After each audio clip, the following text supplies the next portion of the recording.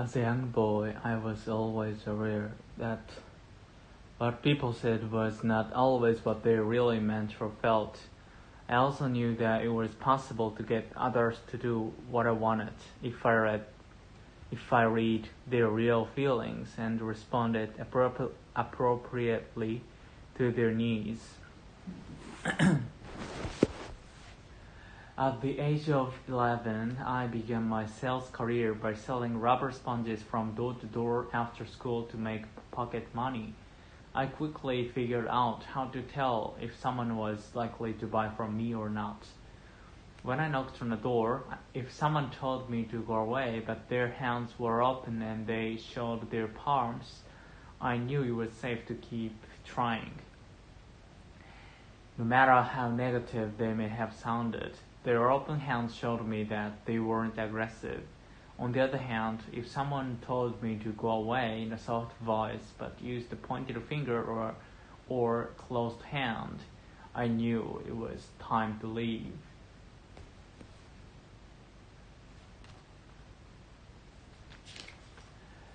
As a teenager, I became a magazine salesperson, selling at night. My ability to read problems' body language earned me enough money to buy my first house. I joined the life insurance business at the age of 20 and went on to break several sales records at my company. I became the youngest person to sell over $1 million worth of business in my first year. It turned out that the techniques I had learned as a boy in reading body language through my experience in selling sponges and magazines were directly related to the success I could have in any situation involving people. Most researchers now agree that words are used mainly for giving information, while body language is used for communicating attitude and feelings.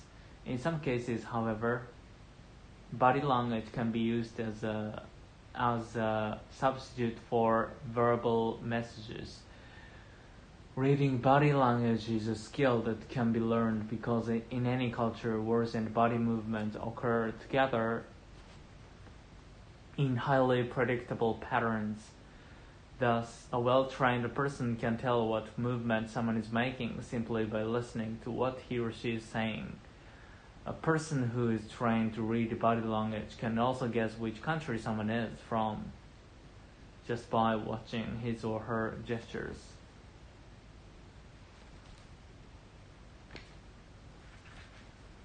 Touching is the language of physical intimacy.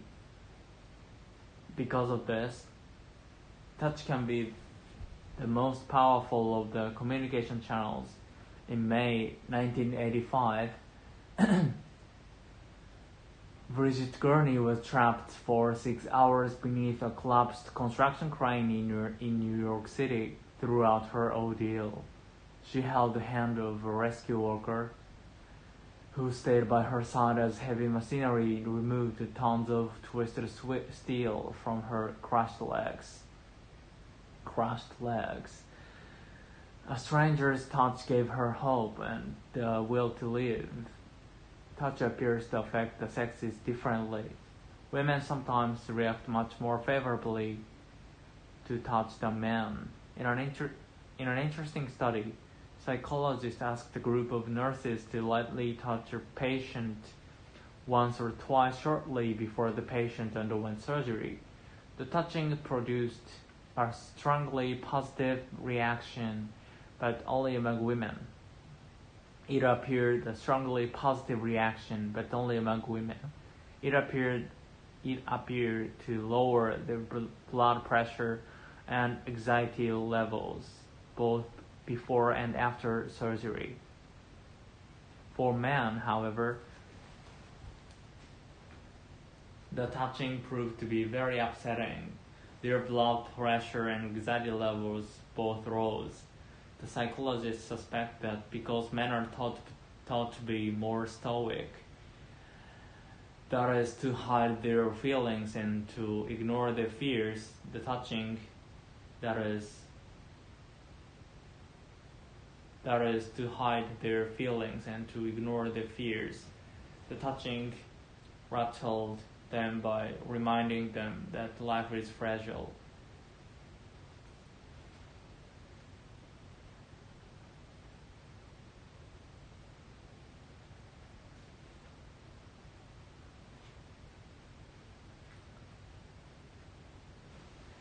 How do you feel about touching and being touched? Salespeople think they know. Research shows that it is harder to say no to someone who touches you when making a request. But not everyone is happy about being touched by a stranger. Think about your own comfort level when you find yourself in a crowd. Are you relaxed and loose, or does physical contact make you feel awkward and tense? In some situations, we can't help touching each other. Take a crowded elevator, for instance. Normally, people stand shoulder to shoulder and arm to arm, accepting such close contact without complaint. The rule seems to be touch only from shoulder to elbow, but nowhere else, even though the Japanese are regarded as a non-touching society. Their crowded cities force them to be jumped into subways and trains. Edward T. Hall, an anthropologist, said the Japanese handle their uneasiness about being packed into public places by avoiding eye contact and drawing within themselves emotionally, thus touching without feeling.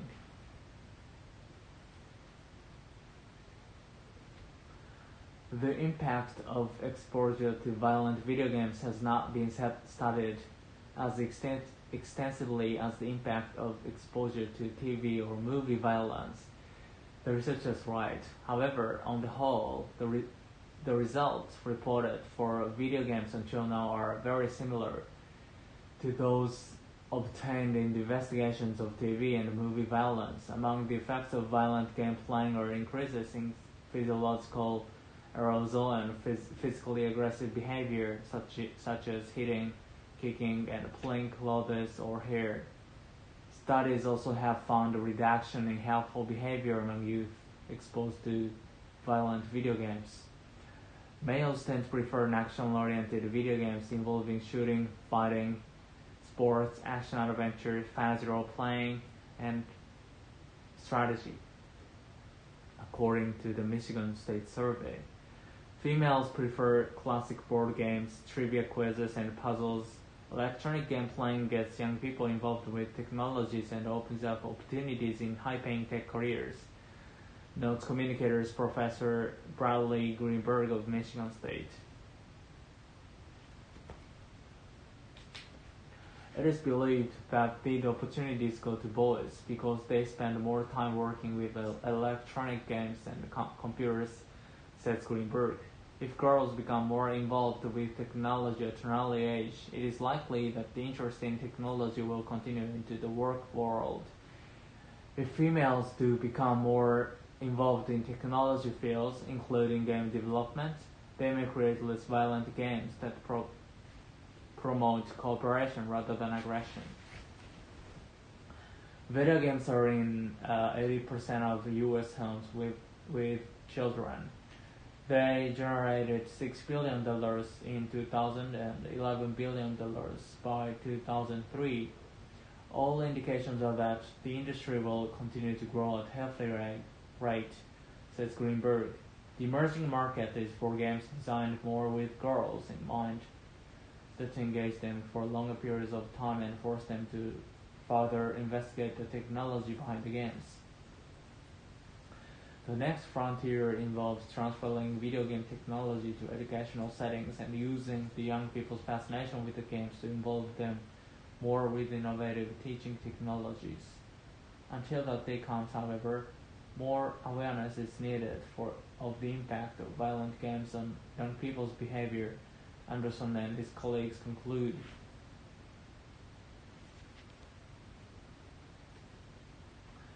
Even with the hard work and caring of many dedicated teachers and concerned parents, the U.S. continues to have a reading problem.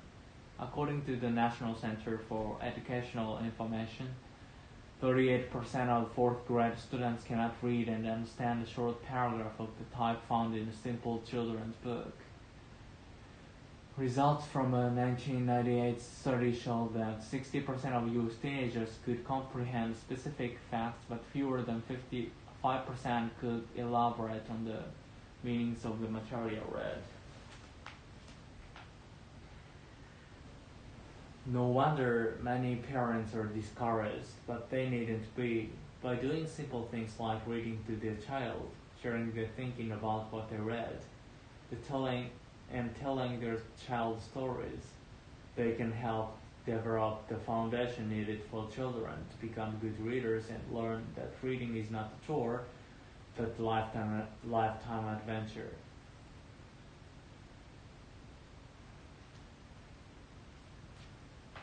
Good readers follow a number of key strategies, whether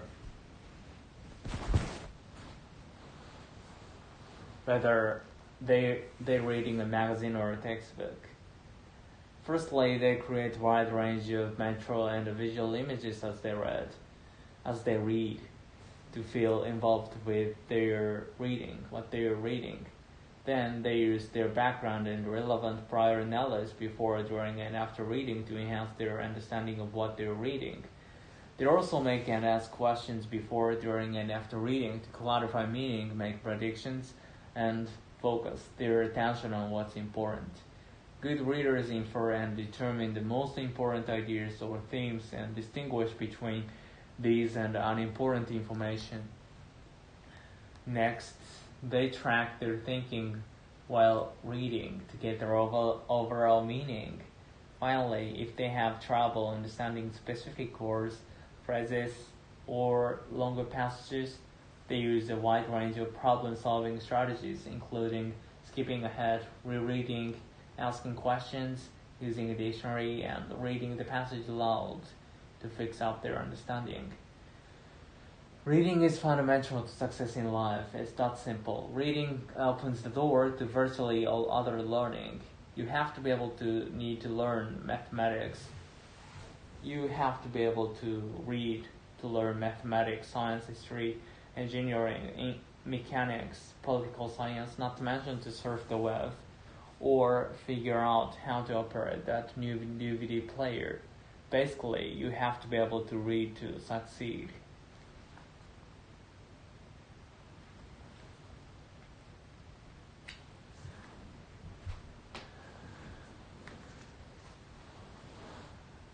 People may decide to study foreign languages for various reasons. They may do so for the immediate purpose of satisfying the requirements of some public examination, or of getting greater fun and enjoyment out of a holiday abroad. Business people may have to deal directly or indirectly with various kinds of information from abroad. Research workers may realize the importance of being able to read the latest reports of advances made in their studies as soon as they are published in foreign journals, without waiting for a translator who may or may not have the ability to make an exact translation with 100% accuracy. People may be keenly interested in the activities of a foreign nation for political reasons. They may need information about current affairs that foreign newspapers and journals alone can deliver. Students of literature must surely be able to read great works firsthand.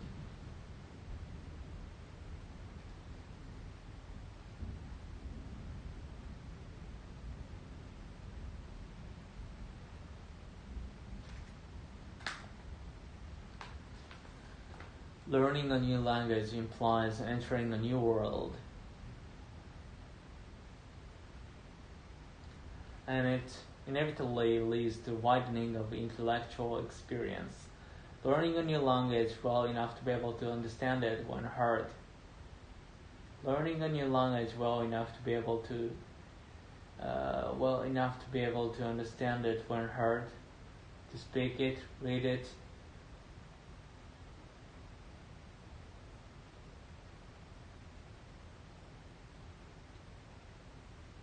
and write it. To understand it when heard, to speak it, read it, and write it. It's such hard training that we certainly certainly need some strong urge to drive us on.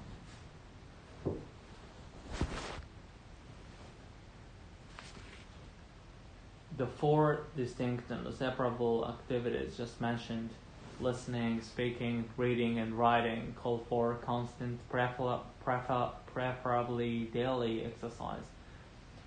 These activities are concerned in varying degrees with four aspects of language study: pronunciation, grammar, vocabulary, and the idiom. It is useful to keep these four activities and four aspects clearly in mind. Learning a new language calls for no great originality of mind or critical talent, but it does demand an eager intellectual curiosity and a constant and lively interest in the endless ways in which human ideas may be expressed. It demands quick observation first of all, reasonable ability to mimic and imitate, good powers of association and generalization, and a good memory.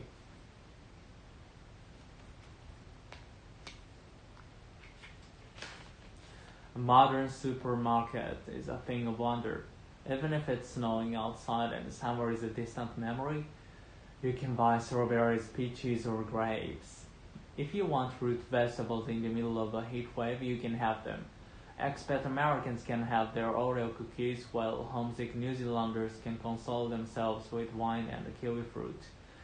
Within days of being picked off the vines, the fruit is naturally tasting of spring as the leaves are falling outside.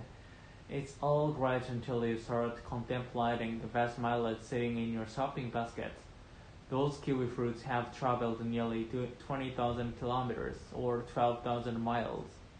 They've flown in a plane and traveled by road. By the time they reach the supermarket, they're responsible for 5 times their own weight in greenhouse gases being pumped into the atmosphere. Increasingly, our food is coming from farther and farther away, and we are becoming more and more dependent on the fuel it takes to get them to us.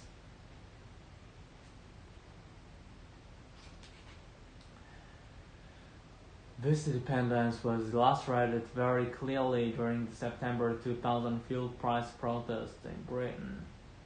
Inspired by similar actions in France, a group of farmers and lorry drivers decided to blockade the Stanlow oil refinery in Cheshire. The protest quickly snowballed, and the petrol tankers were unable to leave refineries. Panic buying saw more than 90% of petrol stations run dry, and with supplies unable to get through, supermarket shelves quickly emptied. It's estimated that food now accounts for as much as 40% of all the UK road freight, and the international food trade is increasing faster than the world's population and food production. In other words, food is moving around more than ever, and the environmental impact could be huge. Despite the UK's cool climate being perfectly suited for growing apples, nearly 3/4 of the apples eaten in the UK are imported. And more than 60% of Britain's apple orchards have been destroyed in the past 30 years. We are now putting more energy into transporting some crops than we get out of eating them. For every calorie of lettuce imported to the UK from America's west coast, 127 calories of fuel are used. Put it another way, flying over a kilogram of Californian lettuce uses enough energy to keep a 100-watt light bulb glowing for 8 days.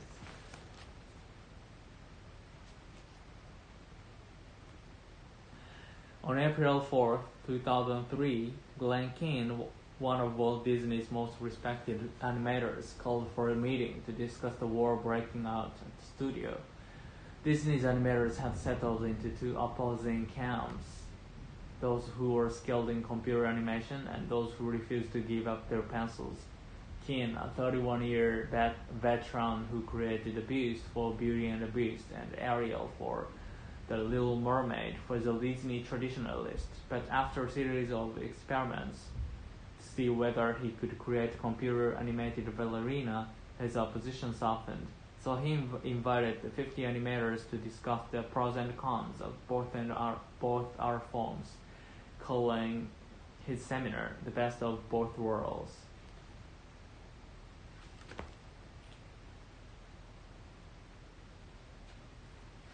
For an hour, he enlisted the pluses and minuses of each technique while the other animators listened quietly. After a few questions, the crowd burst into chatter as animators shouted over one another, some arguing that computers should not replace people, and others expressing fears that they would be forced to draw by hand. In a recent interview, Kim recalled that Kevin Geiger, a computer animation supervisor, then stood up and demanded of him, "If you can do all this cool stuff that you're talking about, that you want to see in animation, that you have to give up the pencil to do it. Are you in?" Kim hesitated before answering, "I'm in." 3 weeks later, the company's animators were told that Disney would concentrate on making computer animated movies, abandoning a 70-year-old hand-drawn tradition in favor of a style popularized by newer and more successful rivals like Pixar Animation Studios and DreamWorks Animation.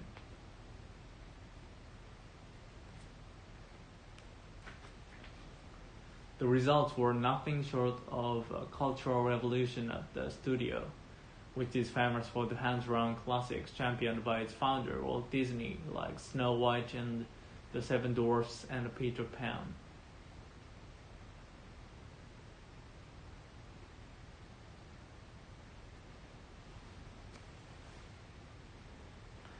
Two years and a half after that decision, Disney released Chicken Little, the first of 4 computer-animated films developed at the newly reorganized studio.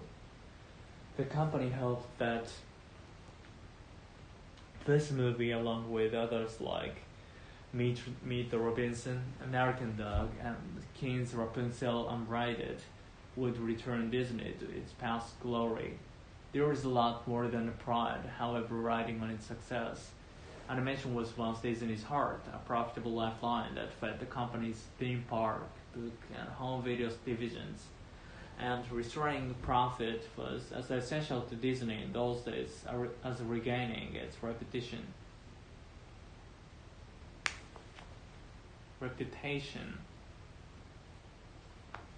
Casey Nicole was a 19-year-old girl from Kansas dying of cancer, or so believed the thousands of people who visited her website, on which she kept a diary of her fight against cancer. For over a year, Casey Nicole had added updates to her diary, letting people know about the ups and downs of her struggle with the disease, about her hope when her condition temporarily improved, and about her fear when the cancer reappeared. Casey's mother, Debbie, maintained a companion journal in which she discussed what it was like caring for a child with cancer. Many people grew extremely close to Casey. They communicated with her via email, chatted with her in online chat rooms, and some even found her. Then on May 15, 2001, Casey Nicole died from bleeding in the brain. Her online friends despaired. They sought for ways to express their sorrow. They wanted to send gifts to her family. Some even wanted to attend her funeral, and that's when things began to get suspicious.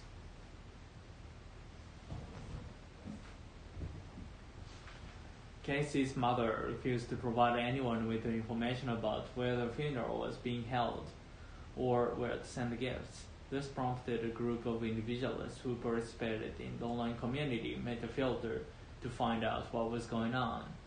What they discovered was disturbing. Casey's death had not been recorded by any obituary they could locate, nor could anyone remember ever having met Casey in person. They began to wonder if Casey actually existed. Their fears were proved A few days later, when Debbie Swanson, a 40-year-old woman from Kansas, confessed that she had invented Casey and written all the diary entries herself, the photos of Casey that appeared on the site were simply pictures of a neighbor, used without the neighbor's knowledge.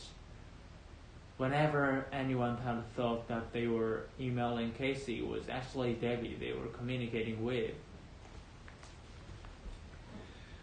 Debbie Swanson remained unwilling to admit her fault in her confessions, claiming that Casey was real in a way, because the character of Casey was a blend of number of cancer victims whom Debbie had known.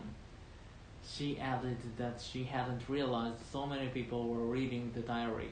This hardly satisfied the thousands of people who felt cheated because their kindness and sympathy had been taken advantage of. The FBI even looked into the case, but determined that because Debbie Swanson hadn't gained money from the hoax, she hadn't actually committed a crime, which was serious enough to take her to court.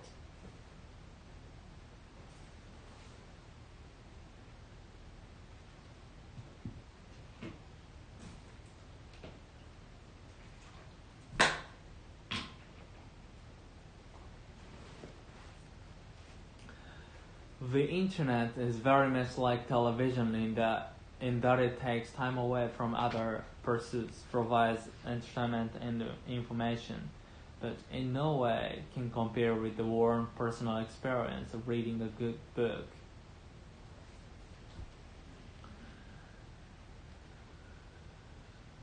This is not the only reason why the internet will never replace books, for books provide sufficient knowledge of a subject that sitting in front of a computer monitor cannot provide.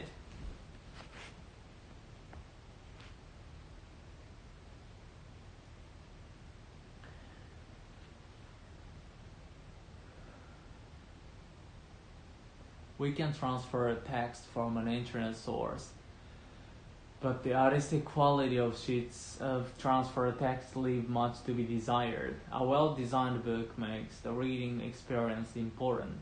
The book is still the most compact and economical means of conveying a lot of knowledge in a convenient package, and this is what makes it popular. The idea that one can carry in one's pocket a play by Shakespeare, a novel by Charles Dickens, or the Bible in a small book with a stiff paper cover is incredible. We take such uncommon convenience for granted, not realizing that the book itself has undergone quite an evolution since the production of the Gutenberg Bible in 1455 and Shakespeare's book of plays in 1623.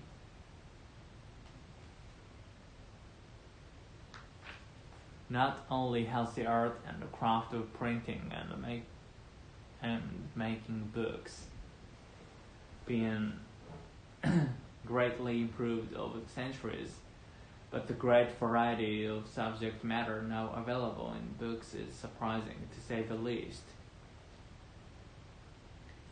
In fact, the internet requires the constant entry of authors and their books to obtain the information that makes it a useful tool for research and learning. Another important reason why the internet will never replace books is because those who wish to become writers want to see their works permanently published as books, something you can hold, see, feel, look through, and read at your leisure without the need for an electric current apart from a lamp. The writer may use a computer instead of the pen and the pad, but the finished product must eventually end up as a book if it is to have value to the reading public. The writer may use the internet in the course of researching subject, just as he may use a library for that purpose, but the end product will still be a book.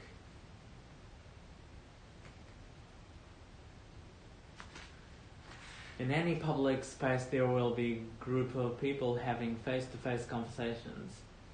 These conversations are not perceived as annoying. No one is suggesting that there should be railway carriages where people are not allowed to speak to one another, Logically, the sound energy created by two people conversing face-to-face should be twice that created by one person conversing with an unheard partner on their mobile phone, yet the latter appears to be more annoying. There are a number of possible explanations for this puzzle. One is that the content of the volume of the conversation tends to be more annoying in some mobile phone conversations because of the way that people choose to use their mobile phones. Some people may speak very loudly, or they may have chosen loud or intrusive ringing tones. Excessive loudness is a major cause of annoyance for all sorts of sounds. It is possible that people's perceptions are colored by just one or two bad experiences of intrusive mobile phone use, or reflect media concerns over new technology. Another possible factor is the novelty of the mobile phone technology. People are used to others having face-to-face conversations in public spaces and have learned to ignore them. The mobile phone is relatively new and hence more noticeable. In the United Kingdom, almost 70% of households now own at least one mobile phone. However, such widespread usage is still relatively new.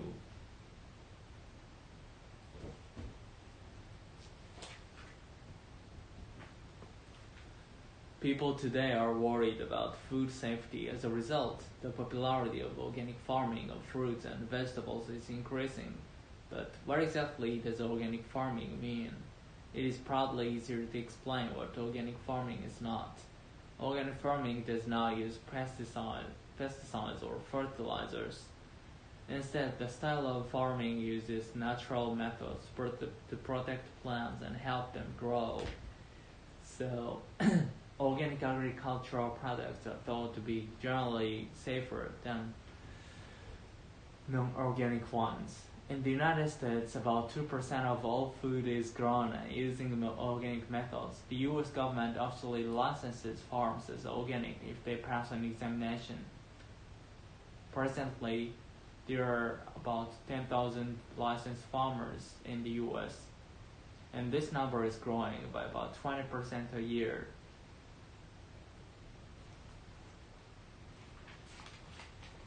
In addition to food safety, another reason for the popularity of organic fruits and vegetables is that they taste better.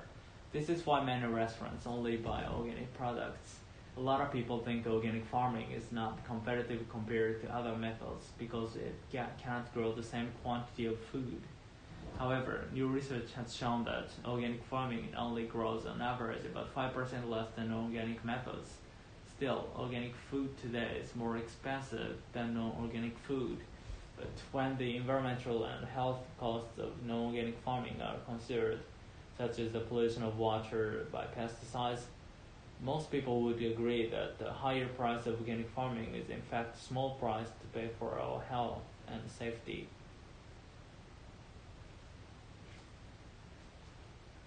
Doctors have long told patients that medicine is something you swallow in a pill. But evidence is growing that shows that best medicine might be found in a grocery store, not your drugstore. More and more researchers are concluding that the right foods will not only prevent disease, but in some cases actually cure it as well. Most major diseases can be reversed through approaches using good nutrition, said Dr. Joel Fuhrman, a doctor who specializes in nutritional medicine as an alternative to surgery and drugs. Fuhrman is the author of a book about eating for health. Food is more effective than medicine, he stated. All we've got to do is eat right, and disease melts away. Some other doctors find Fuhrman's views on food and disease a bit extreme, but he is not alone in his belief that diet plays an important role in human health. Researchers at the University of Illinois are conducting a major program to identify food components that can fight disease and promote good health. One of the major foods being investigated is the soybean.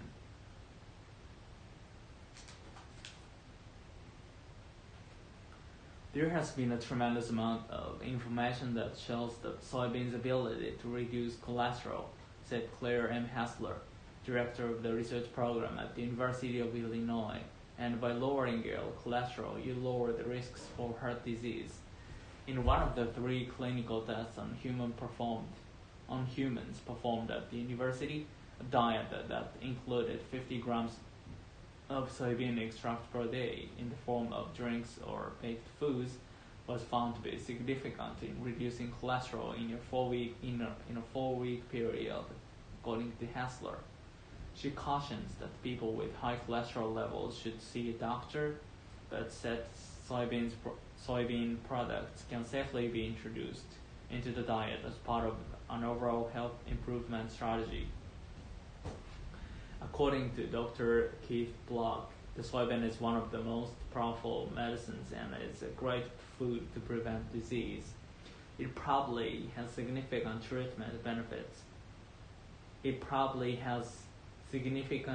treatment benefits. For cancer patients.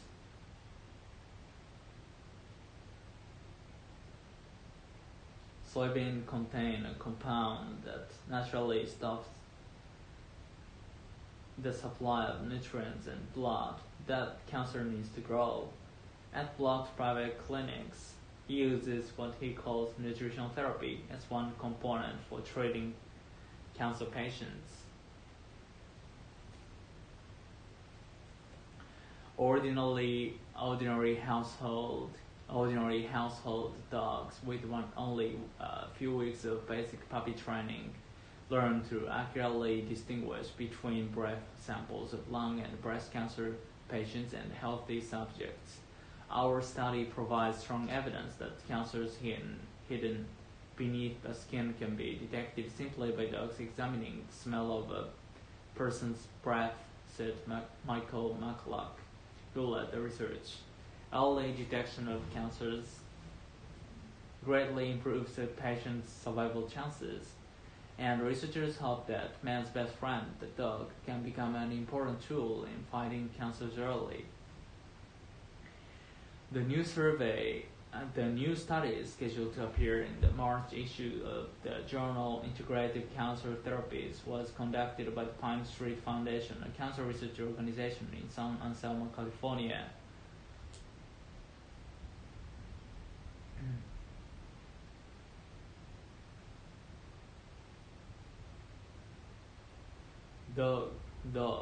Dogs can identify chemical traces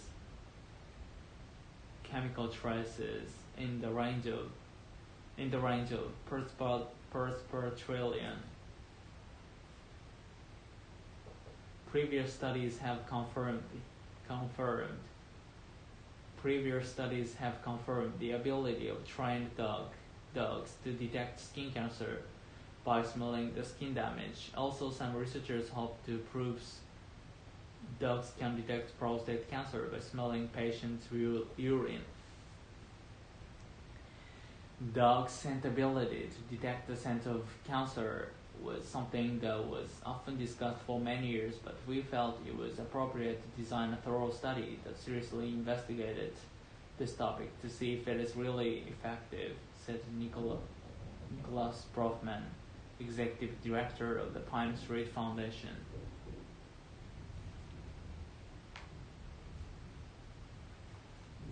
Lung and breast cancer patients are known to breathe out patterns of biochemical markers in their breath. Cancer cells produce different metabolic waste products than normal cells, Brofman said. The differences between these metabolic products are so great and that they can be detected by a dog's keen sense of smell, even in the early stages of disease. The researchers used a few food reward-based method to train 5 ordinary household dogs, encountering breath samples captured in tubes.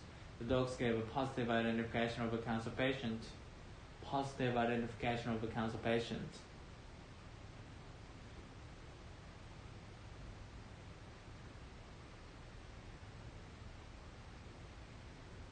By sitting in front of the correct sign. By scent alone, the dogs distinguished 55 lung and 31 breast cancer patients from 83 healthy humans. The results of the study showed that the dogs could detect breast cancer and lung cancer between 88 and 97% of the time. The high degree of accuracy persisted whether the patients were smokers or not. Moreover, it did not seem to matter which dog it was or which stage the cancer had reached.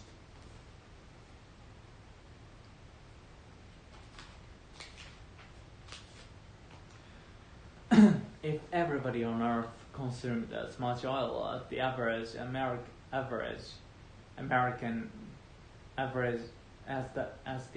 if everybody on Earth consumed as much oil as the average American, the world's known reserves would be gone in a decade.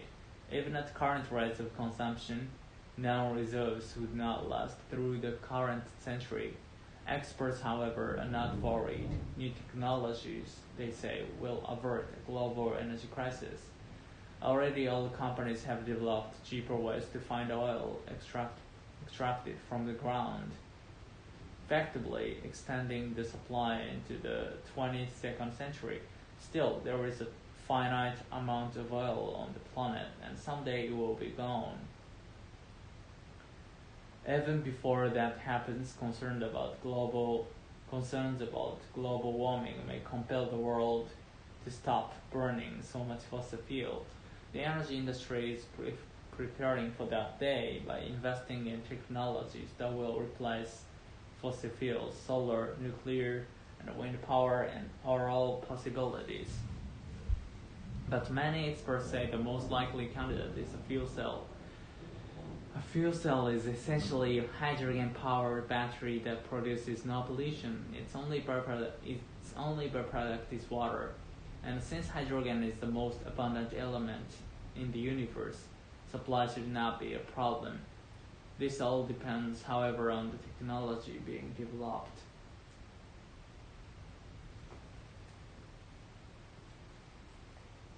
Neglect of the mind-body link by technological medicine is actually a brief aberration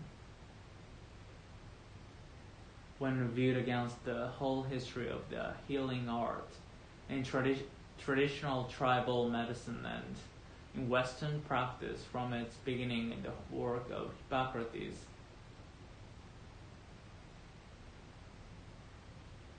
The need to operate through the patient's mind has always been recognized.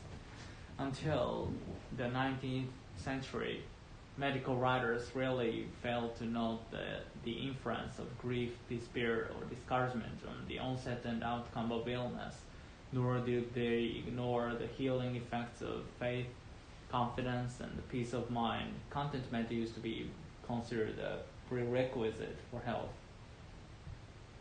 The modern medicine man has gained so much power over certain diseases through drugs, however, that he has forgotten about the potential strength within the patient.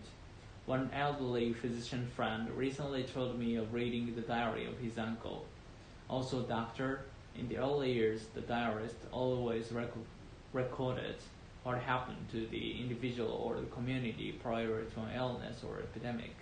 But as medicine became more technological, this part of the history grew less and less important to him, and finally was omitted altogether.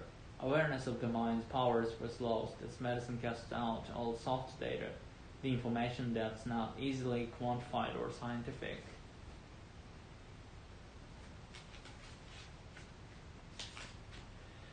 A fly can do one thing extremely well: fly. Recently, a team of British scientists declared that the common housefly is the most talented aerodynamicist on the planet, superior to any bird, bat, or bee. A housefly can make 6 turns a second, hover, fly straight up, down, or backward, land on the ceiling, and perform various other shelf maneuvers. And it has a brain smaller than a sesame seed. Michael Dickinson, who studies flight in his lab at the California Institute of Technology, says the housefly is actually the best flyer. hoverflies are the be-all and end-all.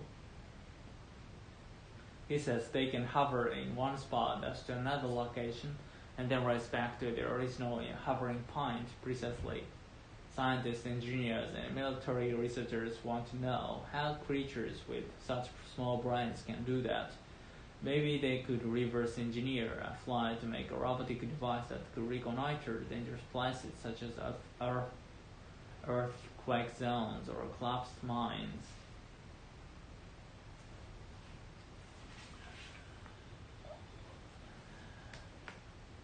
Dickinson's laboratory works with fruit flies. Researchers put them in chambers and manipulate chambers.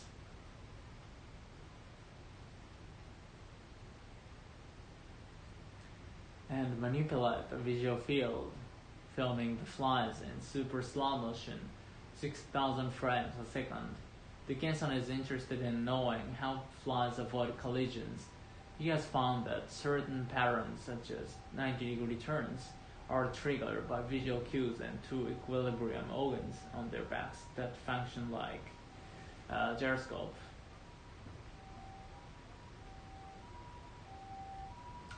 Flies have only a dozen muscles for maneuvering, but they're loaded with sensors in addition to their compound eyes, which permit panoramic imagery and are excellent at detecting motion. They have wind-sensitive hairs and antennae. They also have three light sensors on the tops of their heads, which tell them which way is up. Roughly 2/3 of a fly's entire nervous system is devoted to processing visual images. They take all this sensory data and boil it down to a few basic commands, such as go left and go right.